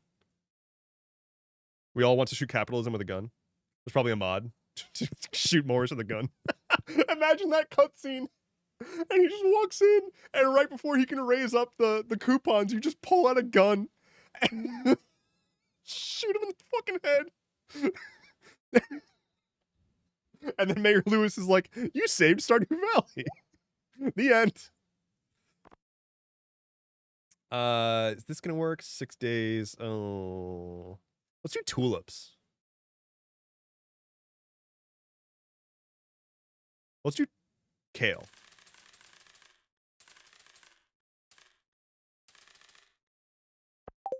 Can I afford this? Is this 10K? Yeah, no, I'm fucking poor. Walmart taking over. I thought that JojaMart's supposed to be like a Amazon allegory, but it's probably just all of them sort of like lumped into one. Tempted to get m.arky would be my last name. That's sick. Oh, Marchie. That's sick. Yeah, I've had a meal. I mean, I'm a software developer, so I buy domain names first and ask questions later. And I've had quite a few over the years. GTD.io was possibly the most potentially valuable name that I've ever had. For those who don't know, GTD is short for getting things done, and it was like an is an extremely popular like productivity methodology, especially in the world of tech. So like combine GTD and a .io domain name, which up until recently was like the preferred domain name for like random tech bullshit. I could have sold that for millions. But hilariously, .io domain names are like going away because the governing body for .io domain names changed, and they were like, stop hoarding all of our domain names for your tech bullshit. We're taking it back. So all these companies that have .io domain names need to fix their shit now and not rely on that anymore, which is kind of hilarious. And now there's all these companies that have .ai domains. And to be clear, two-letter domains, if you're not familiar with this, if you have a domain name like a .com, right? .com, .net, .org, all those things, those are all called top-level domains. You then have your newer stuff. So like we've got astral.camp, lodge.camp, endeavorance.camp, stuff like whatever.gay, whatever.design. Those are all called GTLDs, generic TLDs. And then the two-letter ones are country codes. So any dot whatever that's just two letters is a country code. And there's, every country code is two letters or usually. So that's why you've got like .ca, .jp, .cn, as well as like co.uk and stuff like that. Any website that you've gone to that has a 2-letter domain is basically stealing that domain. Not stealing. They're using that domain under the allowance of the government of the country whose domain it is. So I don't actually know. What is AI? What is the AI country code? Anguilla. It's a British overseas territory. So it's the same as the .io domains, which was a British overseas territory that then changed hands recently, and now they're all saying you can't use .io anymore. So all these companies that are using .ai right now could be in for it if whoever controls .ai decides to take it over, or like to change anything about that. Suddenly all those AI companies are going to have to scramble. Same as .re. Yeah, and .ly, which is Libya. Like, they were famously pissed at that because every American tech company was called whateverly back in the era of domain hacks. Yeah, those are called domain hacks, by the way. When you have a domain name that uses the TLD as a part of the name itself, that's called a domain hack. For example, merchfrom.dev. That's a domain hack because it's merch from dev, where you can find this shirt, which is now available. I'm plugging my store. I remembered. You go to merchfrom.dev and look, it's the shirt. You can get it. It's available now. It's an embroidered shirt. It's like a heavy embroidering. The shirt is of high quality. It is like a heavier fabric or whatever. So if you want like a higher quality t-shirt option that is specifically embroidered, not printed, that is now available. So I remembered to plug my shit. I'm the best. I'm a strammer now. Stram real good.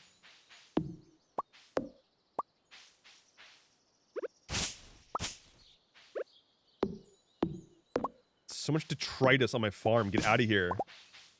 I don't want you. All I want is my silo, which I think is going to be done in a couple days.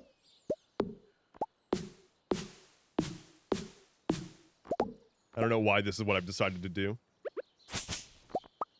Gotta make one of those Ole shirts. It's still technically available for purchase, I think. But it's not listed on the site. But if you wanted one, I can share the link. I can reduce the price so it's not fucking $82 or whatever.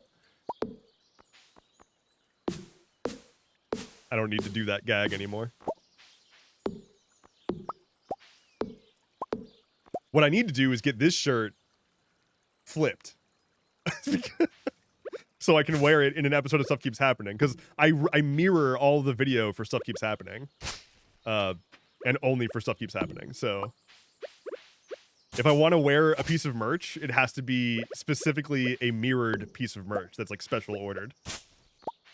You just need one, yeah. So then it's fun because I can wear the reversed one on stream and it's hilariously difficult to comprehend. It's also always funny when people realize that the shirt is mirrored or that the video is mirrored, because there's a sign on the wall back there made by one Robin it says stuff keeps happening. Sorry, it says what crowbar, but it is mirrored. So when the video gets mirrored, it looks right. Can you just mirror the t-shirt like in post? Not successfully. I don't think so. Wear it inside out. That means it's mirrored, of course. Chris, you're onto something, but that's not how it works. I appreciate the ingenuity.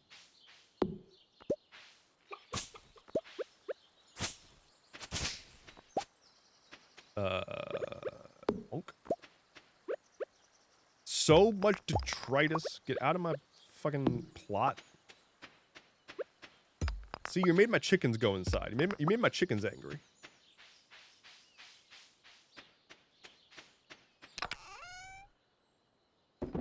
Go away. Just gonna plant these and see what happens. See what we get.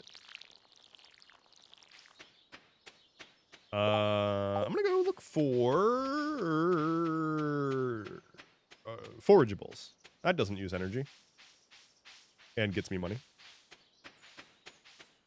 You got to flip it in post and make sure it's ever so slightly off. I did do that once for an April Fool's gag, I believe. I specifically wore both my forwards and backwards hello shirt and swapped which shirt I was wearing each scene and flipped the video back and forth each scene so that you couldn't tell if I was flipped or wearing which shirt or whatever.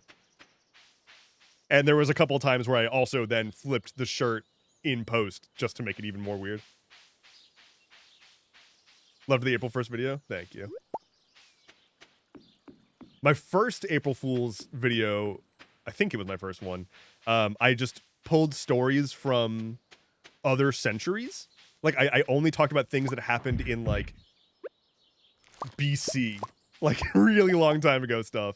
But did not mention that. I just, like, talked about it as if it was what was happening currently. That was pretty fun. I enjoyed that one. Especially because there was a handful of people who thought I was serious, and they didn't understand. They're like, how did I not hear about this? And it's like, because it happened 1,000 years ago. Have you finished the community center stuff for forageables? I don't think I've even really started it. I think I've donated, like, 2 things. Perhaps. It wants a dandelion. Oh, I needed the dandelion from last time. You're right. No, you're totally right. I was looking for a dandelion last time, and now I've got one. Oh, it's amazing how things work out. It's just everything's coming up, Dev. Julius Caesar has died surrounded by his friends. Oh no.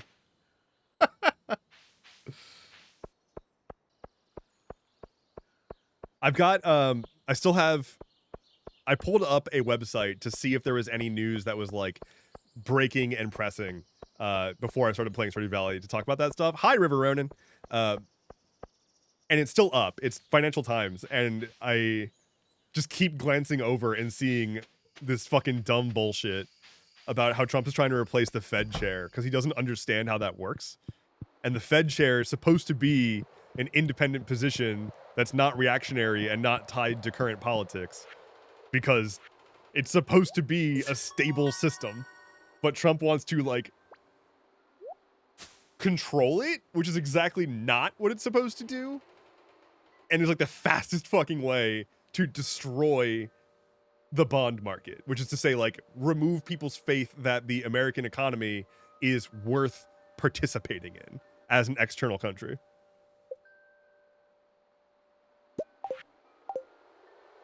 Oh, I got a thing. Anyway, there's like actual investor people, like high level banking executives and shit that are like, okay, hold on, wait a minute, like, we've entertained a lot. This is really, really bad. Don't do that. Parsnip, green bean, potato, kale. Shit. Did I keep all that? I don't remember if I have all that. Oh. Looking in the garbage. Get caught. Sounds like those raccoons are back again. Filthy varmints. Hi. Why do I look like Brian David Gilbert? I just realized that. My character is basically Brian David Gilbert.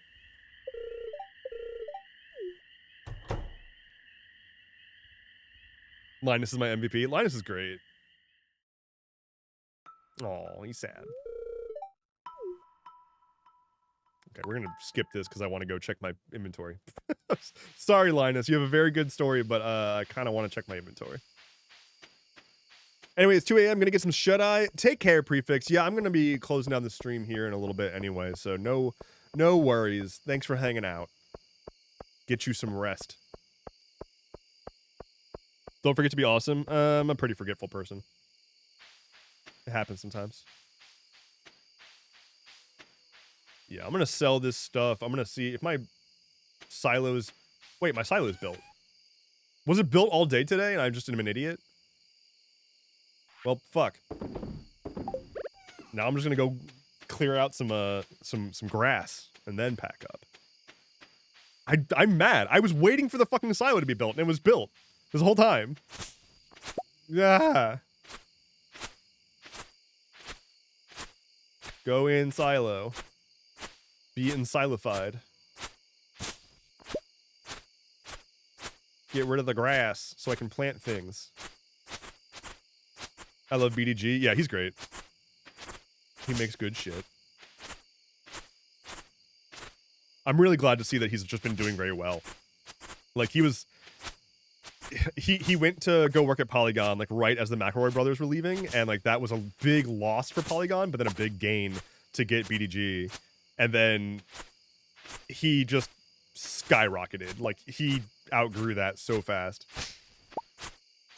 It's cool to see him doing Dropout stuff now, but he's living in the Dropout studio, I think. Yeah, it's been really cool to see him, like, flourish, because, like, he just came out of nowhere and was like, hey, y'all, I'm a good internet boy, and people were like, oh, wow, yeah, you're a pretty good internet boy. And now we're here. I want a glow ring so I can see things. All right, good enough for now. I'm gonna wrap it up.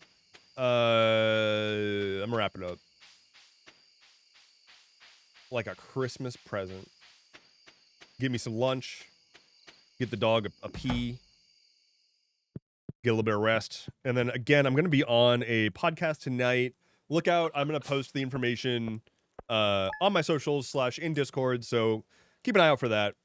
Going to be tonight, I believe, 6:30 to 8:30, talking about various political stuff with a handful of other people who I don't really know. So we'll find out how that goes and see, etc. Anyway, here's the dog one more time. There he is, snoozing like a good boy. Thank you all so much for being here. I'm gonna head out. I'm gonna be back streaming on Tuesday at 11, as always, 11 a.m. US Eastern on Tuesdays and Thursdays. I've already said you can head to merchfrom.dev to get shirt. And otherwise, that's it. Thanks for being here. Thanks for hanging out. Had a good one. All right, bye. Bye.